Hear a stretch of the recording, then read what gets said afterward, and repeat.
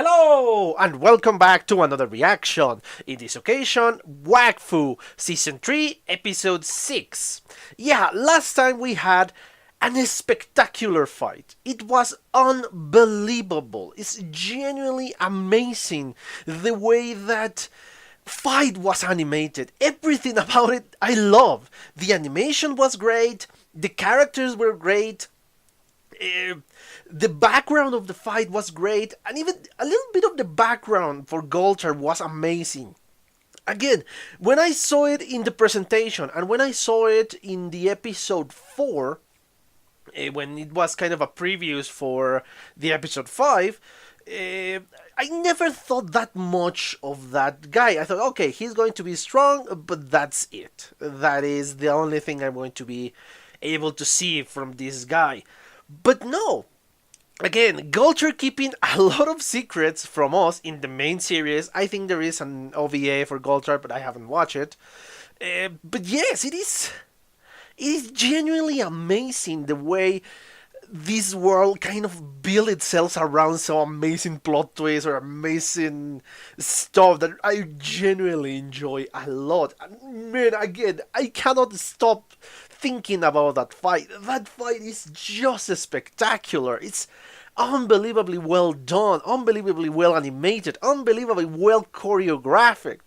So yes, everything about that fight I love. It wasn't boring, it was exciting. It felt real. Yes, of course, with the exception of the superpowers that we see, that they are destroying the environment and all of that. But come on, this is a fantasy world. We need fights like that. Anyway, yeah, before I start gushing out more about this fight, let's just cut the introduction and watch the next episode, shall we? Okay, I'm back. I just watched a second time the 6th episode of the third season of Wakfu. Again, it was a different type of fight. It more of agility, close-ups, exciting, but not in the same way and not in the same level as the last episode. Last episode's fight, it was everything in that episode, and it was understandable. It was a Yob against another Yob. And not only that, it was the former Yob God against the new Yob God. In this case, Golter against Pompon. Well, Pompon against Golter, sorry. It will be the precise order.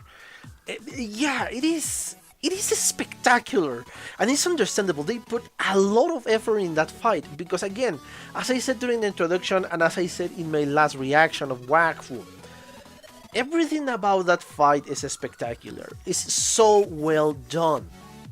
We don't need much of a script. In the script, usually you say great battle or a battle here.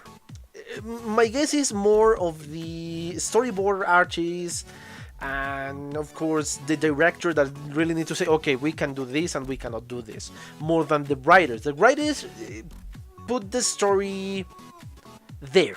They leave the story there. But of course, in a more action scenario, it's mostly the storyboard artists who create these wonderful fights. So yeah, whoever was in charge of this fight made an spectacular job. That's why I cannot stop talking about it even an episode after. It's that good. But that doesn't mean this is a bad episode. It's not in the same level as excitement or as exciting as the last one, but this is interesting when you analyze it deeply. Starting, of course, with the new Ekaflip God candidate, let's say. We're going to see another one that we have met. Ush, in this case. He has been defeated before, but that doesn't mean he is a less dangerous rival for our heroes. That perhaps even makes him more dangerous because he knows them, he knows what to do, he knows what to expect against our heroes. And he has the advantage of territory. He knows this territory so well. That's why it's a very dangerous fight. But before going to that moment, before going to and speak about the difference between this one and the last episode fight, let's go little by little and in order according to what happened in the episode. The first one that really caught my attention was the opening scene, when we saw the giant space going on about normally. Now, from previous OVAs, from previous episodes, we have seen that the world of Wakfu, it looks like Earth, let's say. It's round, it's in a sphere, and yeah, it's a normal looking planet that can sustain life, yes. But in the end, it's a normal looking planet. It's not flat, it's nothing weird about this planet. It's not an exception, it's the norm, let's say. But what caught my attention here is kind of I don't know how to describe it, a nebula that is surrounding the, again, building the place in which Oropo rests when he's not fighting, when he's not plotting, when he's not taking action in the world. And we saw this disconnected place. But of course, we also know that this place is just above the tower that our heroes enter a few episodes back. So, again, this is mere speculation. My guess is the tower is just below an opening to another dimension or to another place in the universe. So yes, we have the tower in the Wakfu planet, we have this giant hole in the sky, and above the hole is the place in which Oropo rests. He's there floating in this space. Thanks to his will, or thanks to his power, or thanks to something else, he's able to breathe in outer space or in this dimension. But yeah, it is, when you think about it, it's a lot more complicated than that. The plot in this third season is a lot more complicated. Because we're speaking about a guy who can create these giant holes that connect to worlds, to dimensions, or to different places in the same dimension, in the same universe. So, this is something that caught my attention. Why is that? Which race that we have met are capable of doing that, of creating portals to different dimensions and to different places in the same universe? I just know of one. The Eliotropes. Therefore, what I think we have in our hands, it's an Eliotrope. In this case, Oropo, it's an Eliotrope. That's what I think. That is my speculation. Thanks to the first image that we saw in this episode. Because, yeah, it looks weird. This image, it looks spectacular. Don't get me wrong. It looks so beautiful. But still, it caught my attention pretty strongly. Because the separation of the places. So, who is this guy? Is he one of the first Eliotropes that we saw in the Kill Bill tale? Or is somebody else entirely? An Eliotrope that really managed to grew a lot more than the 6 main Eliotropes, let's say.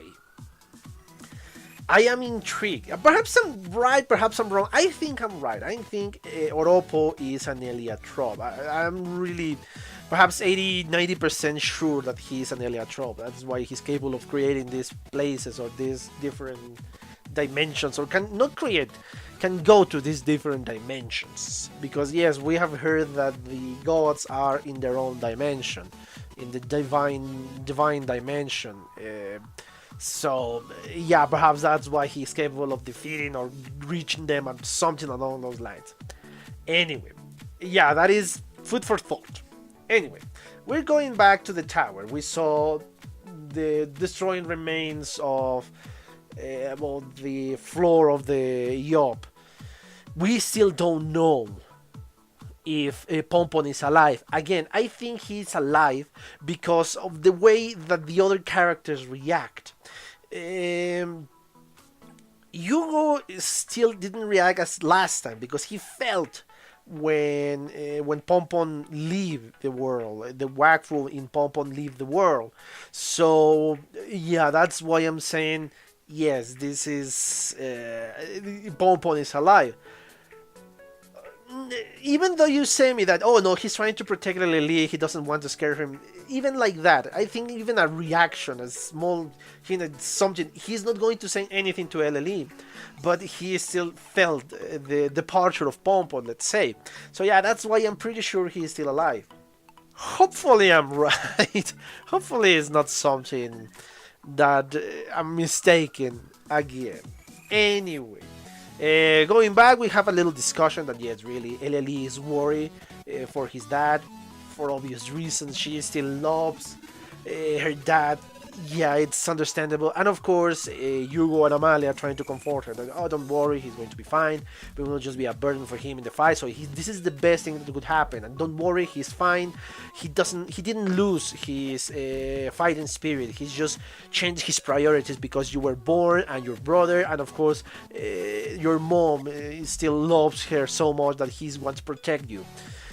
And yes, another OTP moment for me. But, oh, you will make great parents, and yes, the embarrassment and all that. Again, so many hints. Come on, give me something. Give me something.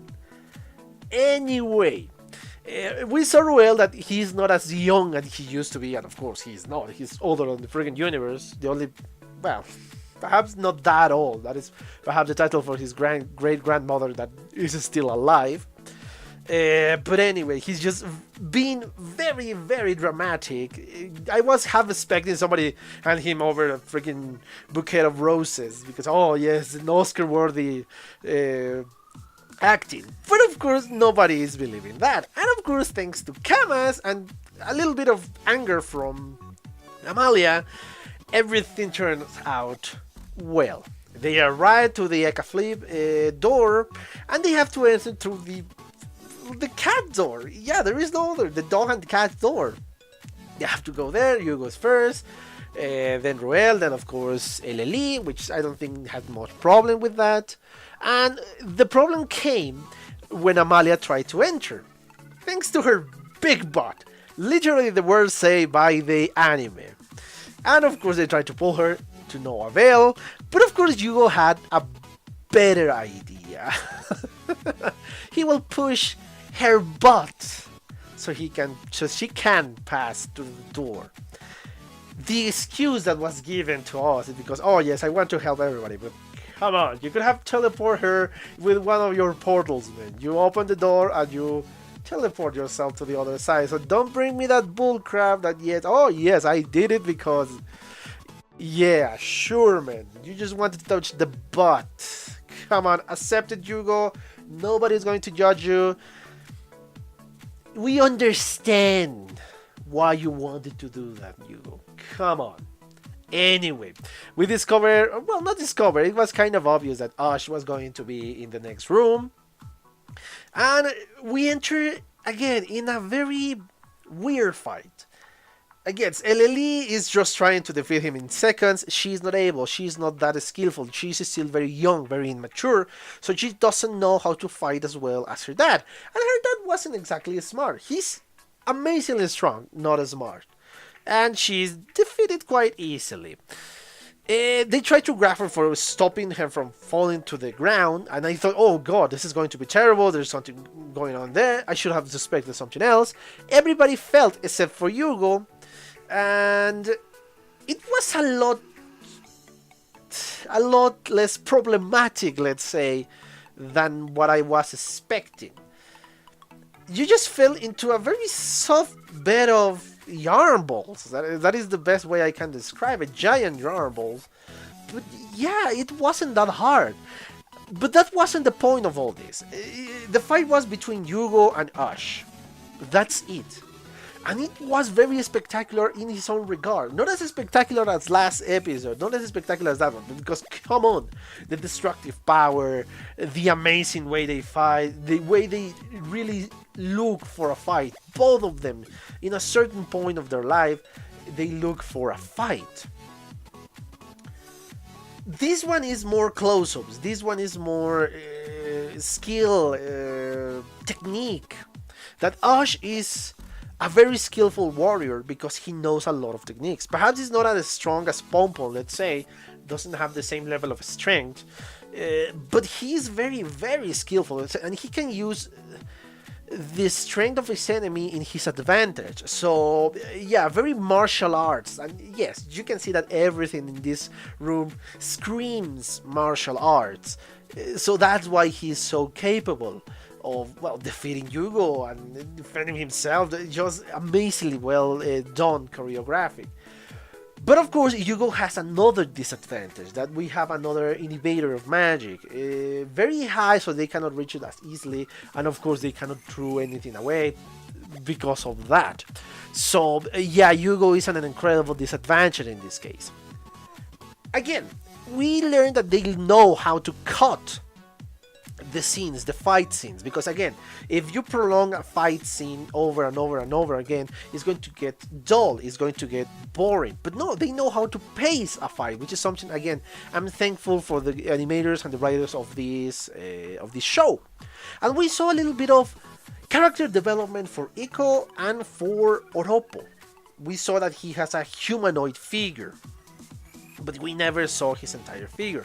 And of course, it's understand for the everything that has been done, even before they start speaking. We understand that these guys were lovers. They love each other and they share a bed and all of that.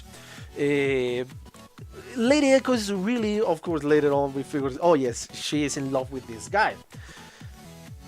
Yeah, this is an interesting development, that he's not just the boss. Oropo is not just the boss of a ghostly figure, because the way he moved before with the cape that he was using or he was wearing, it speaks that of a ethereal being. But no, we saw him as solid, that kind of, I'm gonna say human, but mortal, because he should have the need of sleep or eat and all of that. He's not this ethereal being.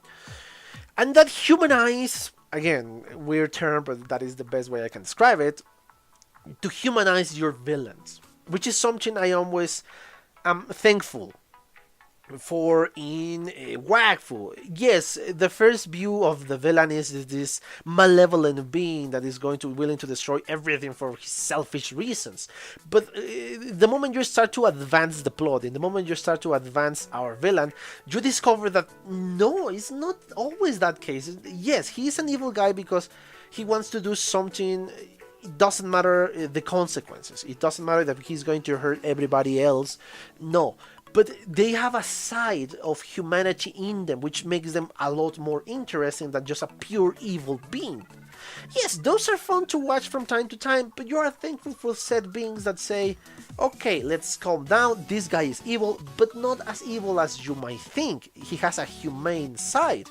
And we're seeing that humane side with sharing a love with somebody else. Yes, a demigod. Probably both of them are demigods. But we saw a tender moment here, and a little bit of humor, even if he thinks the humor is atrocious. I think it was funny when he said, oh, if you are wondering if they love you and that's why they are following you, I cannot answer that. Yeah, it's kind of funny in that moment, and again, the function of this scene is to humanize the villains, to not make you see, oh yeah, oh no, these are the bad guys, I'm gonna destroy it. No, there is something else in there.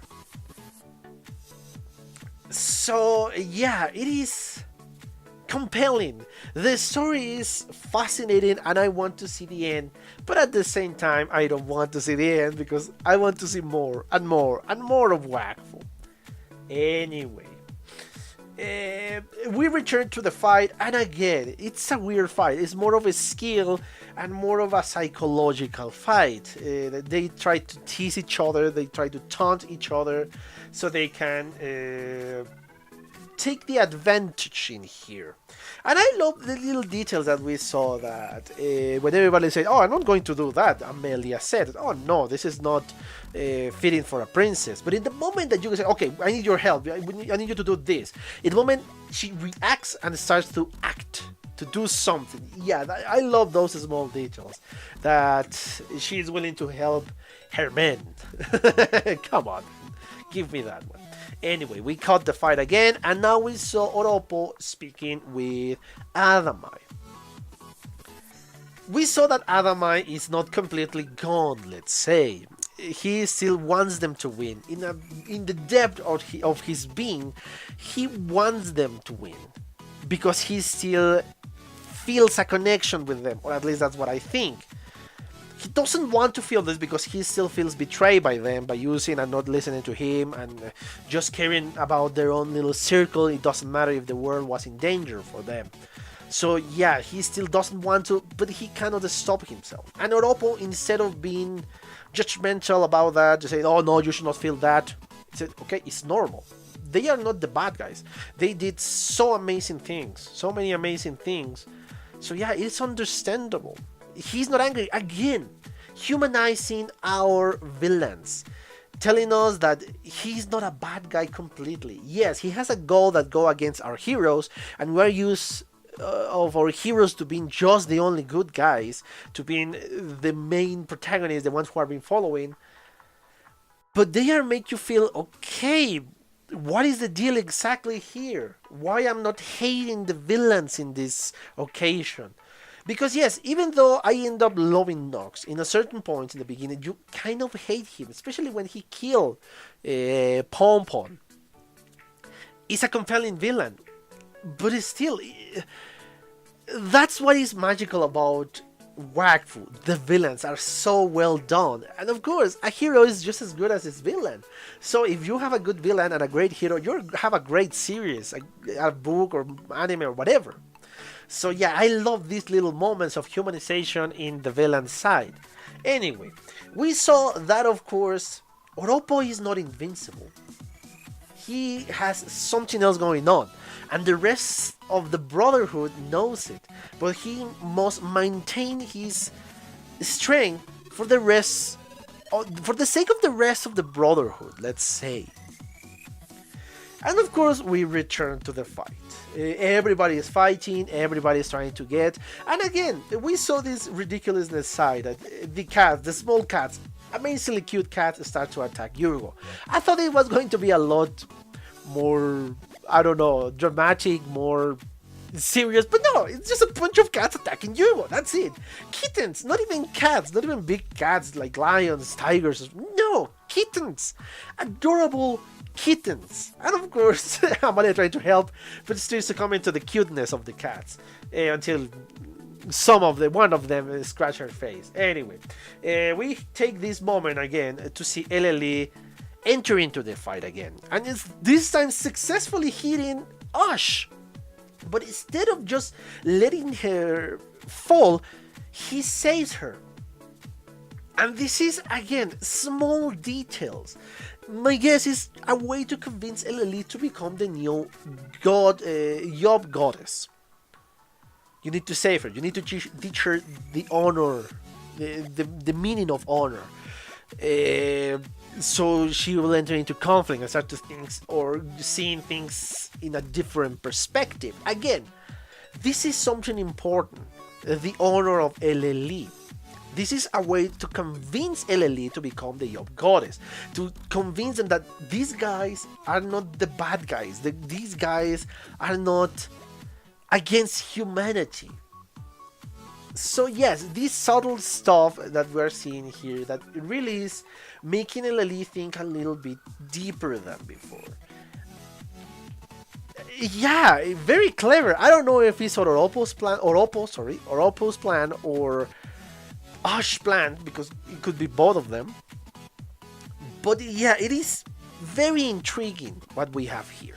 Anyway, thanks to Ruel and his commands, he's able to release Yugo from their kitten prison, let's say. And of course, he returns to fight. The problem is that he has a huge disadvantage without his portals.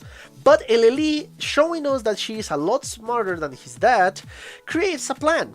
She was going to grab one of the ball of yarn, give it to Amalia, and climb one of the pillars and throw herself into the sky. She knew that she wasn't going to reach the innovator, but the plan was, of course, to fall down with enough strength for her to pull Amalia into the air, and she was able to grab the ball and of course block the side, and this way Yugo can really use his portals and defeat Ash with his own cats in the end, and grabbed of course the key.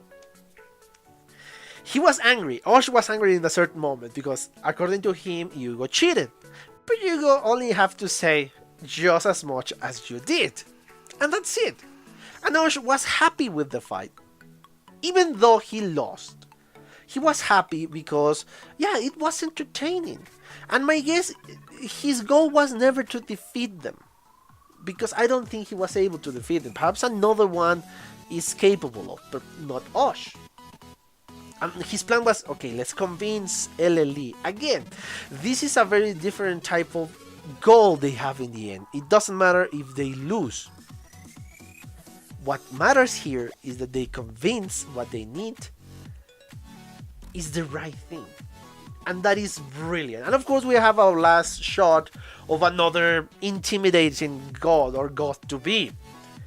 I don't know which god that represents, but again, it looks generic, which means he's going to be another important person in the life of one of these guys. So yes, yes, I don't know who really is, but come on, it's just like last time that, oh yes, genetic flame guy, oh no, it's Golturn, and now this genetic night guy is, I don't know, Ruel. Actually, it was an illusion and Ruel is inside of that armor. I don't know, man, I genuinely don't know. Perhaps it's genetic, but I highly doubt it. The way this anime is behaving, well, this cartoon is behaving, it's not somebody random. It's not just one guy there. Anyway, yeah, a very fascinating episode. A very deep episode when you saw the little details. Not as spectacular as the 5th episode, but come on, that fight was unbelievably good. Anyway, I really exhausted the topic of this episode. I hope you enjoy it, guys. And, well, the only thing I have to say is thank you for your attention. And, well, see you in the next one. Bye. Okay, I hope you enjoyed that video, and yes, thank you so much for your attention, guys. And as always, if you want to leave a comment, that will help me a lot more. If you want to give me a like, that will help me even more to get on the top of the recommendation for YouTube. And if you want to share this video, that will help me even more. So yeah, thank you so much, guys. Thank you so much, guys, for your attention. I hope you enjoyed the video, and yeah, see you in the next one. Bye.